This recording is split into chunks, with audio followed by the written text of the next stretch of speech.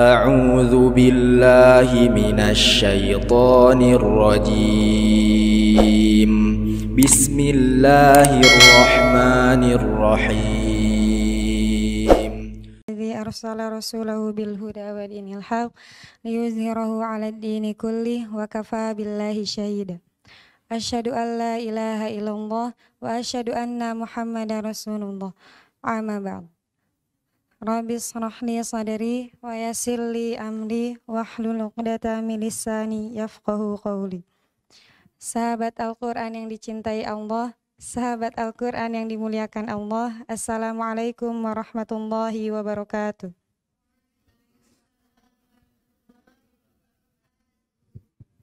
Segala puji bagi Allah yang telah menurunkan Al-Qur'an sebagai hadiah paling indah untuk hambanya.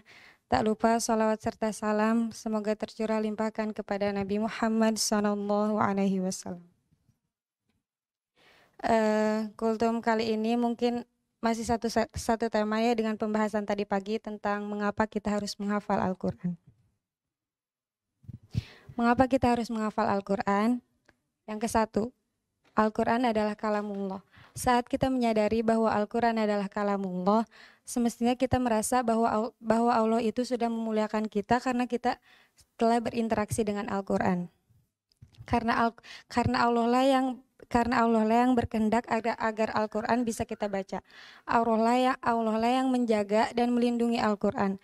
Allah lah yang sesungguhnya melantunkan ayat suci Al-Quran melalui lisan kita. Allah lah yang menyimpan Al-Quran di dalam hati kita.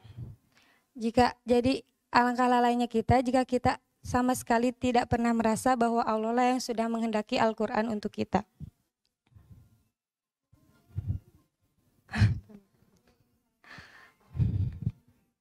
Al-Quran adalah hadiah spesial dari Allah. Al-Quran adalah pesan cinta yang paling indah dari Allah.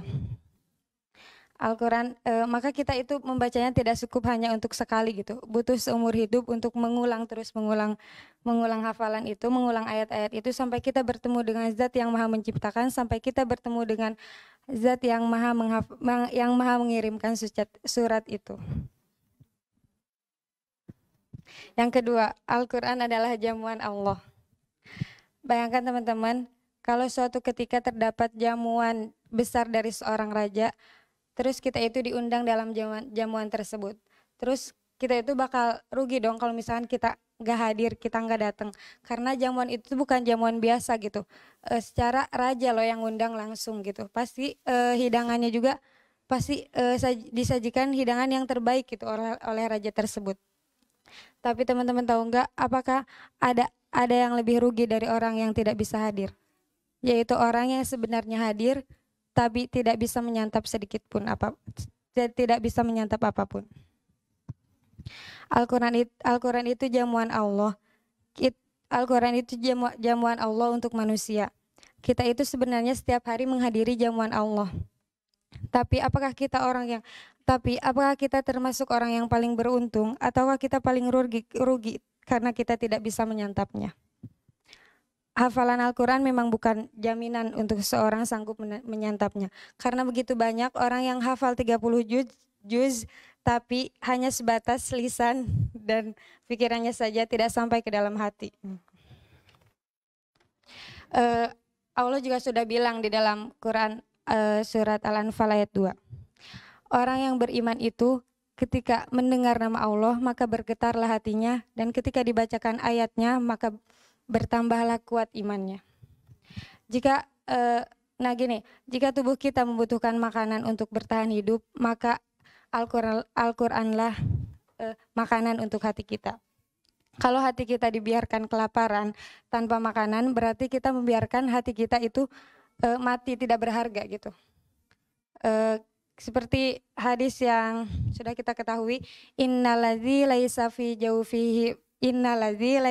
jawfihi syai'un minal Qur'ani kal baitil kharibi. Bahwa hati yang di dalamnya tidak ada Al-Quran, hati itu dibaratkan hati yang hancur seperti hancurnya rumah yang tidak berpenghuni. Maksudnya rumah yang tidak berpenghuni itu rumah seperti apa? Rumah yang kotor, rumah yang tidak ada orang yang merawatnya. Yang kayu-kayunya itu udah udah pada rusak gitu karena saking semakin harinya semakin hancur karena dimakan rayap. Rumah yang tidak berpenghuni itu layaknya rumah yang menyimpan keburukan dan kehancuran. Terus, siapa yang akan membersihkan hati kita manakala hati kita kotor? Siapa yang akan mengusir tamu jahat, yaitu syaitan yang senantiasa menggoda kita dikala hati kita kosong? Inilah kesadaran tentang Al-Quran yang harus kita bangun. Al-Quran itu membawa ketenangan, Al-Quran itu membawa kenikmatan, Al-Quran itu menyehatkan tubuh kita. Jika makanan yang akan mengenyangkan perut bila kita banyak memakannya, maka Al-Quran akan membuat kita semakin lapar apabila kita terus menyantapnya. Nah, yang ketiga, Al-Quran adalah tali yang menjulur dari langit. Apa maksudnya? Al-Quran itu senantiasa hadir menjadi koneksi abadi antara manusia dengan Allah. Al-Quran itu ibarat seutas tali yang satu ujungnya di genggaman Allah dan ujung lainnya di genggaman manusia. Siapapun yang melepaskan genggamannya dari Al-Quran berarti itu melepaskan diri dari Allah. Jadi intinya semakin kuat kita menggenggam Al-Quran, maka semakin kuat koneksi kita dengan Allah. Seperti yang ini Allah bilang di Quran surat Ali Imran ayat 3, wa'tasimu bihablillahi jami'an wa la tafarraqu, dan berpegang teguhlah kamu semua pada tali agama Allah dan janganlah kamu bercerai-berai. Inilah teman-teman yang tali yang akan menyelamatkan kita. Al-Quran itu bagaikan cahaya yang menerangi kita di saat kita kegelapan. Juga Al-Quran itu penjaga dan penyelamat bagi siapapun yang ingin menjadikannya petunjuk gitu. Nah, teman-teman, Allah adalah akhir perjalanan kita. Kita semua berasal dari Allah dan akan kembali kepada Allah. Setiap pencarian yang kita lakukan di dunia ujungnya hanya karena Allah. Wa anna ila rabbikal muntaha, dan sesungguhnya kepada Tuhanmu lah kesudahannya segala sesuatu. Dunia itu terlalu rendah jika dijadikan tujuan. Maka menghafallah untuk Allah, menghafallah karena kita berharap Allah menyelamatkan kita di akhirat kelak. Teriakanlah pada hati kita, aku menghafal Al-Quran untuk Allah, bukan untuk siapapun. Aku menghafal Al-Quran untuk mendapatkan surga yang paling indah dari Allah, bukan untuk dunia. Mungkin itu aja.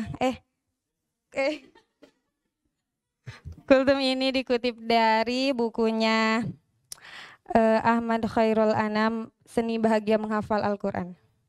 Ditutup saja dengan doa, Rabbana atina fid dunya hasanah wa fil akhirati hasanah wa qina azabannar. Assalamualaikum warahmatullahi wabarakatuh.